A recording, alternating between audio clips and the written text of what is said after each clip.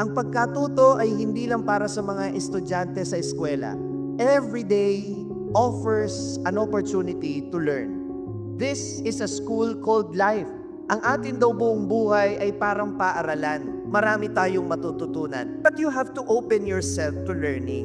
Dapat palaging bukas ang isip mo na may matututunan ka sa bawat sitwasyon. Dahil ang totoong matalino, handang patuloy na matuto. Yung mga taong matalino pero nagsasabing alam ko na yan, yan ay mga taong matalino lang puno pero nagmamarunong lang naman.